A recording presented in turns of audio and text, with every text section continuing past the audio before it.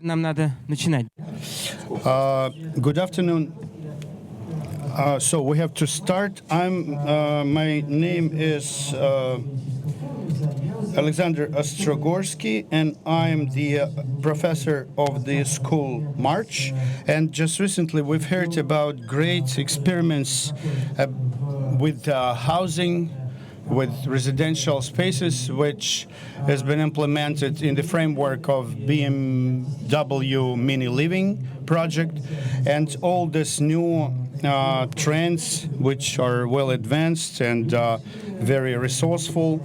They're related to small shared spaces for living, and I have no doubts that this kind of experiments nowadays, which are targeted in the future, they are being implemented because somewhere in the past, in the 30th of the last century, our architects were thinking how to use our spaces more resourcefully and more efficiently, how to use different parts of the buildings more efficient.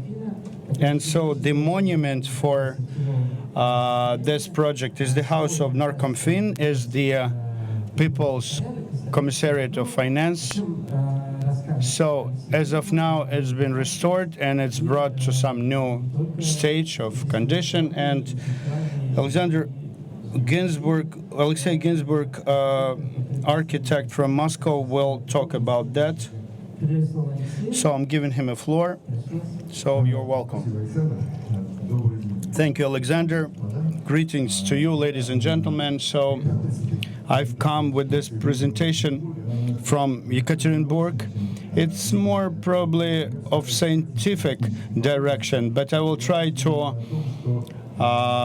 drop down all the scientific details, and I would like to emphasize the topic that the tests of our architects of the last century in the Soviet age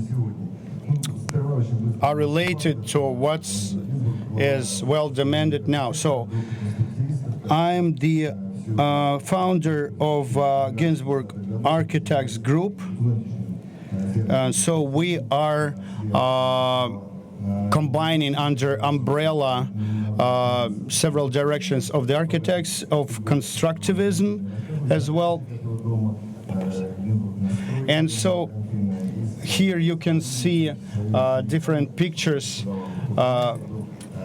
when the founders of this age, of this direction, Mr. Ginzburg, he was a theoretic scientist and teacher of this school of constructivism. So you can see different textbooks and books of his, of different years, and those books are written with the modern language, pretty understandable.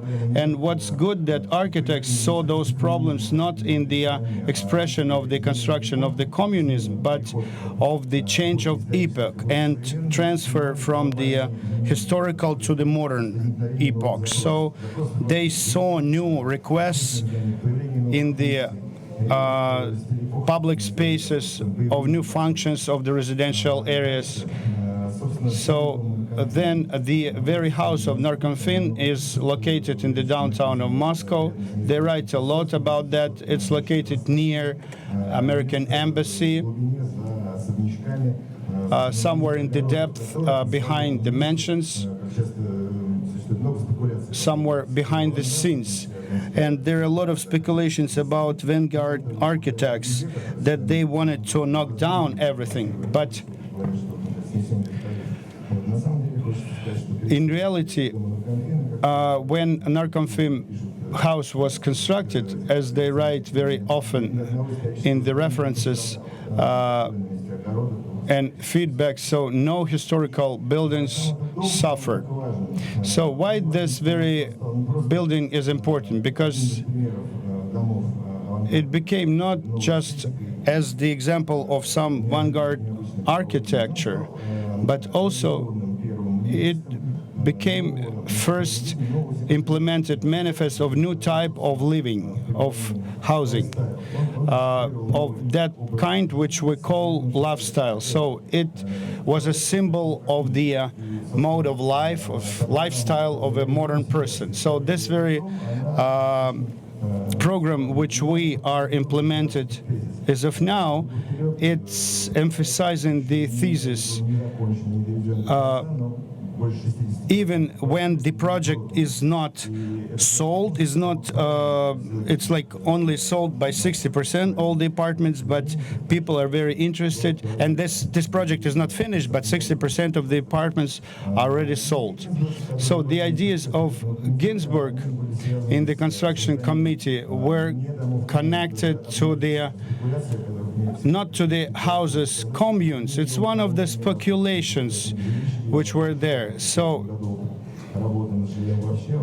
he was criticizing those houses, communal houses. He was coming to his ideas gradually. And he was saying that one of the way of accommodating people in the last century, in the beginning of it, were the profitable houses, like hotels. And so he said that it was impossible to restore those houses without studying all the problems around them. So those cells, like living types of apartments, those charts which you see at the slide, they remind of them. So those architects in the studio of Ginzburg, they were trying to find the most efficient spaces, apartments for people, private cells, as they call them. So you can see to the right one of the kitchens where they were calculating the movement in the space, functionality, efficiency of every square centimeter, and they were considering all the areas in the kitchen and in other living spaces. And those apartments were not so small as they say. So it was 72 meters, and kitchen was like 5 by 5 with the and then famous cells of F-type where they considered bathroom and little space with shower and bathtub. And they built one of the projects of Ginzburg in Gogolevsky Boulevard in Moscow. So here you can see the crosscut of this building. So small height, 260 from the floor to the ceiling. And so those compact cells, they have their own bedrooms with small height of the walls, and they could face both directions. They have through wind draft system and this system of corridor galleries, which have their natural illumination. And so constructivism, they were imitating where it was some styles which were called habitat streets. So the point of this building was as follows. The living cells were connected to all the necessary functionality of functions of residential buildings. Like, for example, there was a laundry built close by that building. The residential building was connected with an overpass with a communal building where there was a cafe and a gym, but there was no kindergarten there, so the gym was used as a kindergarten. So the idea of that design was to free women from the housework, and it was an idea to create a big number of shared spaces, flat roofs, and the roof was to be used as a place for communication. So architecture historians called this design social condensator. So that was design that fostered cooperation between people.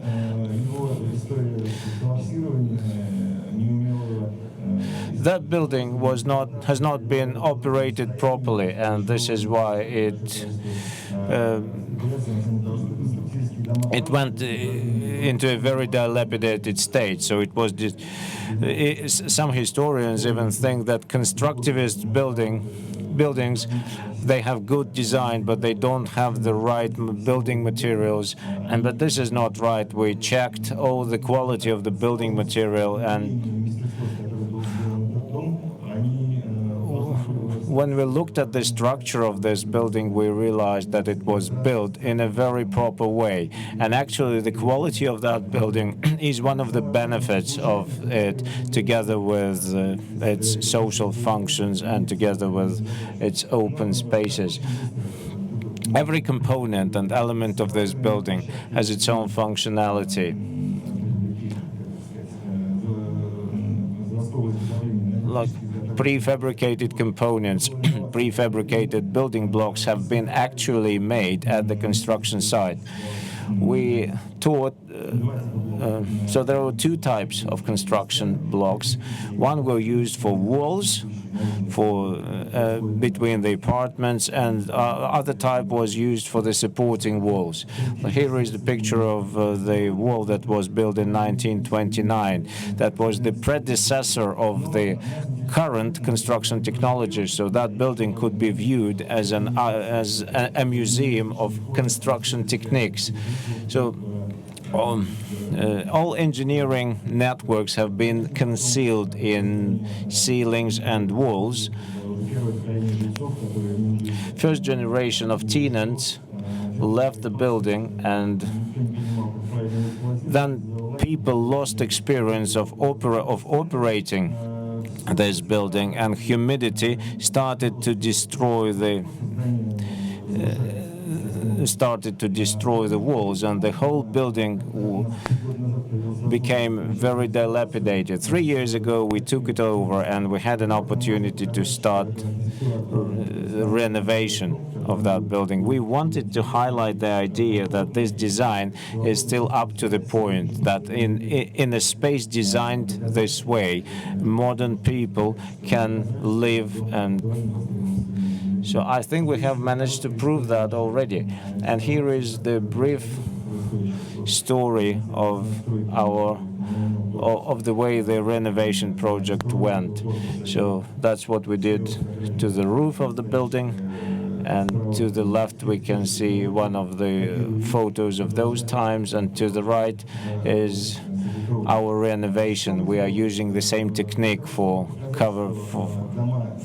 building the roof. Currently, it is clear that monuments of architecture need to be restored and taken care after. This restoration practice is just emerging. So we have divided this building into several parts.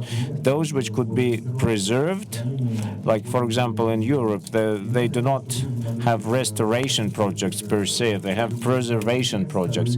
So we wanted to preserve some parts of this building so that people could feel it, so that people could feel the age of that building. And those components which have been totally destroyed and it's impossible to restore, we have replicas. Take a look at the aged tiles or old type tiles which we found in this building. So we had to source the same type of stone, and we had to find a way to manufacture similar tiles from the same type of stone. So it is important that the historic paint that we found in that building stays there, so that you can come up to the wall and feel it, touch it, so that even visually you could tell that this is an old piece of wall and an old type of painting.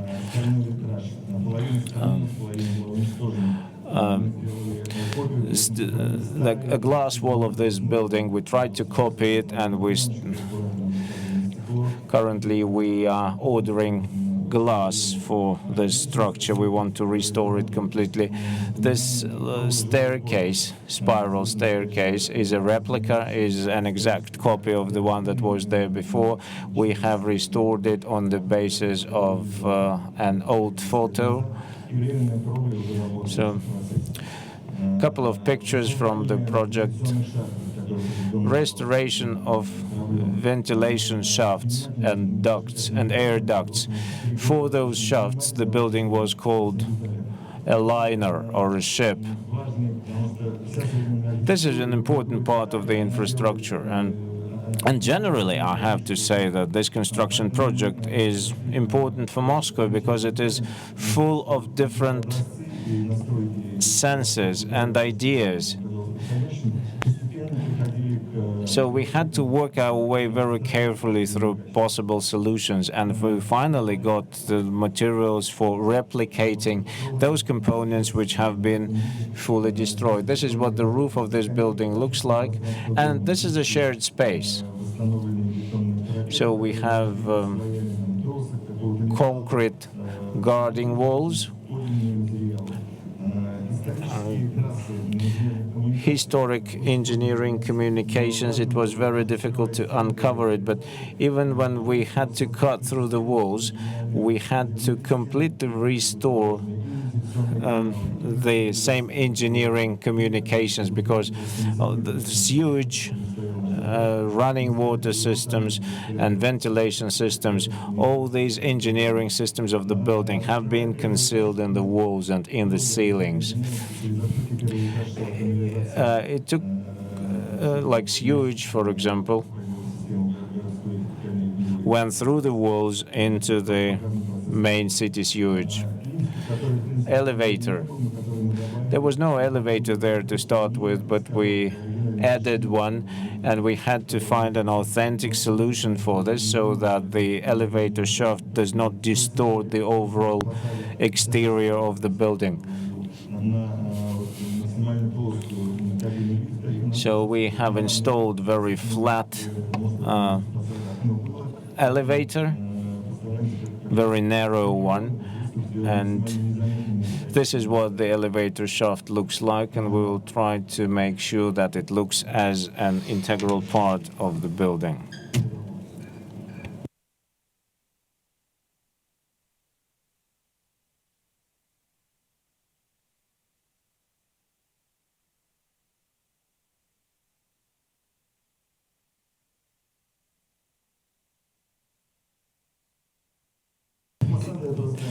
Facades. Restoration of facades should complete by the end of next year. But this is what the true color of the building looks like, and we had to experiment a lot with the paints. And so first we had to uncover original color of these paints. Windows. There were sliding windows there, and the sliding windows were designed exactly for that building, simply because a cramped space inside could not accommodate conventional windows. So sliding windows were implemented, but very few authentic windows have remained in this building. So we have preserved this, and we have copied the same system, even though our window suppliers tried to assure us that it's impossible to implement. But we found a way to replicate those windows, and so now we have new windows and old, authentic ones. And that's what I'm telling to these people who are buying apartments in this place. Walk around the building, feel, touch the walls, touch the windows to feel the authentic historic surface. So we managed to create replicas for interior design elements.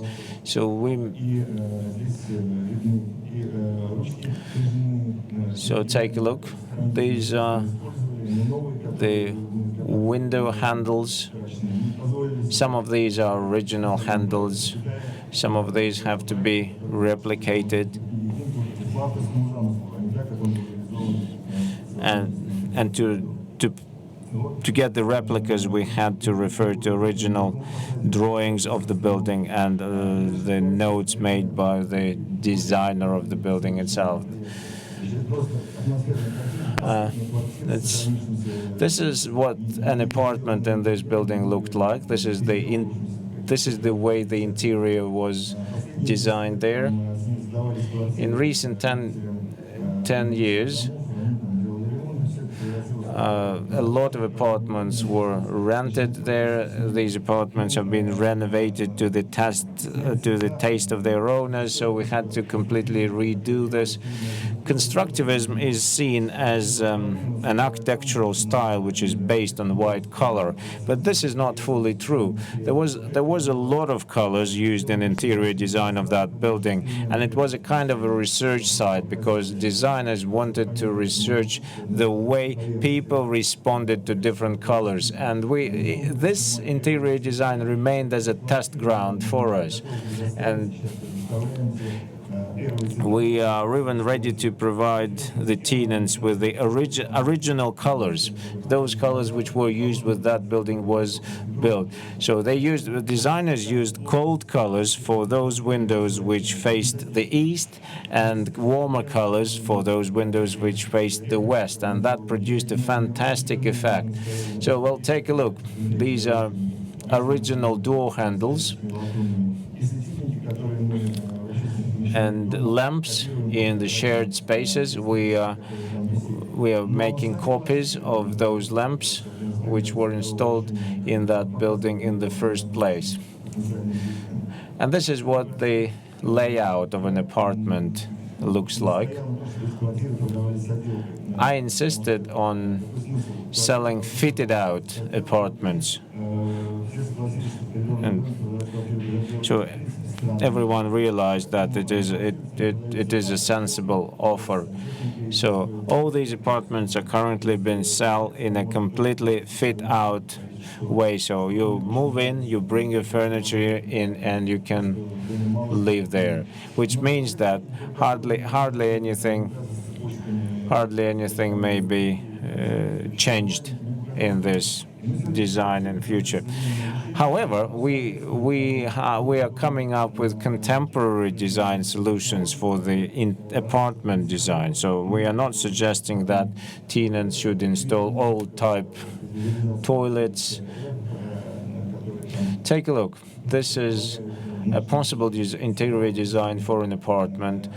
Pay your attention to the colors used here. We're using the new type of floors. That's nearly wooden floor with some cement component in it. So we have two versions of interior design for apartments. The light version, which was seen as less risky by the developer. So it's a white box and a wooden floor, which is compiled from small pieces of wood, and the hard version of design. We agreed that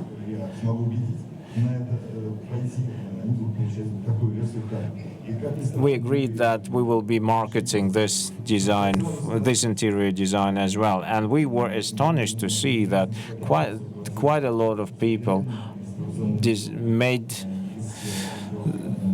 decided to choose this type of design. So overall, it will be interesting to look at the balance of differently designed apartments in this building. This is one of the showrooms, and this is what the light design looks like in reality.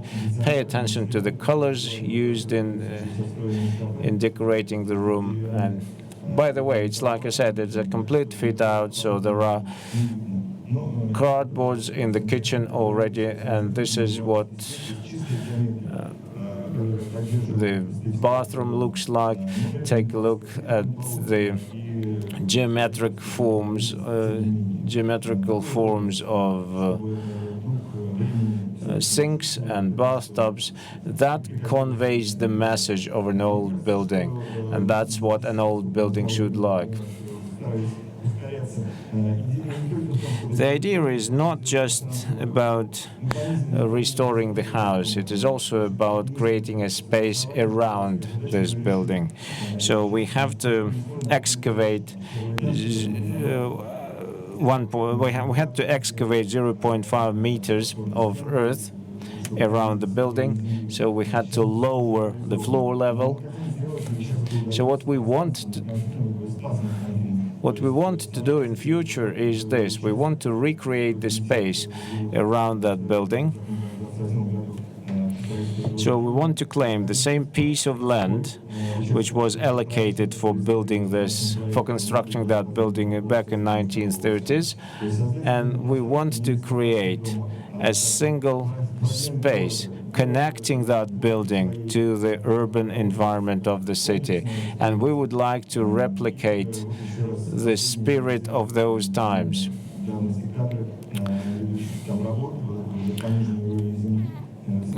A couple of other photos.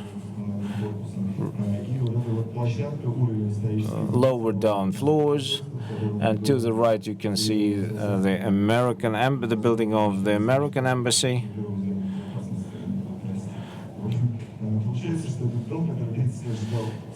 So here is what this building looks like now. It has been waiting for renovation for 30 years now, and that project would be unthinkable without interest from the side of the public to this building. It is also important to show that these buildings could be used as residential areas, and these buildings could be apartments in these buildings could be sold, and some of these apartments will be converted to the museum. And in any case, this is our constructivist contribution to the world culture. This is part of our architectural heritage. This is the monument of those times when our country was setting the world agenda. And these buildings can be viewed in the modern context. So thank you very much. Thank you. That's a very interesting project, and it's a massive project based on what you have to do within its framework, and you had to take lots of risky decisions regarding that architectural monument. So you face fantastic you face a lot of responsibility. I'll ask you one question. What do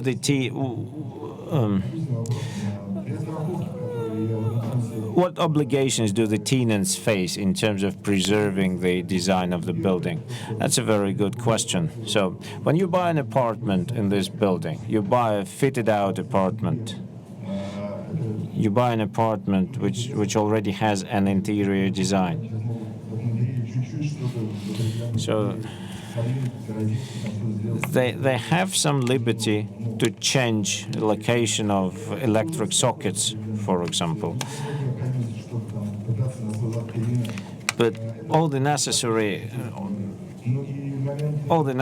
utilities are already in this building, so you don't actually have to do or change anything.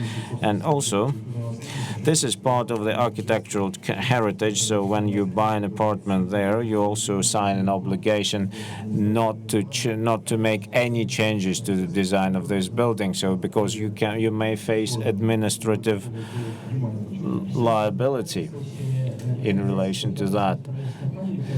So will tenants be personally responsible for this, or will the operator of the building have to observe these rules?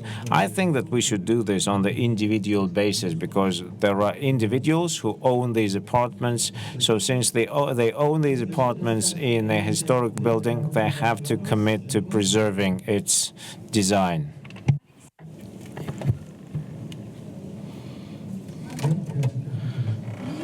So I have a question, one question. What kind of a public spaces will we have? What will be really shared? What we call shared spaces? Have you left something for that use? You know what? Yeah, we can joke a bit. We can say that there is a laundry room which will be like a city cafe shop, and it will be property of other company. So it will be some auxiliary building. Yeah, this is the additional building which faces the monument of the singer Shalepin. Yeah, it's part of this complex set, but it belongs to other owners, but still we're finishing this restoration, so this coffee shop will be open. It will be the part of all this set. And as for the communal complex, right now we are conducting the work that it will be left for the public use, but some projects are still in project, and my great desire to leave the functions in the initial way. We want to cut the plot by several plots, and then we'll be able to rent them out to some separate renters. So then the risk on rent will be lower, and we will be able to create micro shops, micro libraries, micro children's space, and etc. So as of now, we're lucky, and many ideas of ours are being implemented. So I hope that everything will work out. And tell us, please, what you've launched already. And some people are going to build some underground garage, and it's pretty deep. So will it influence your building and the foundation of it? You know what? I guess that it won't really impact, because we will have some kind of a relationship in the designing of this parking lot garage, and to keep in touch with people who are doing that. Well, at least we are going to make some beautification of the roof of the top floor of this garage, and the very technical events for protection will be, of course, implied and monitored. And as of now, I guess we won't have any occasional decisions and solutions. Thank you very much for your presentation and for your questions. If I understand you correctly, it's high time to finish. And so let's switch to another next presentation, and it's devoted to the heritage as well, how activists and volunteers work with the heritage objects. And so we will continue this conversation. Thank you very much, Aleksey.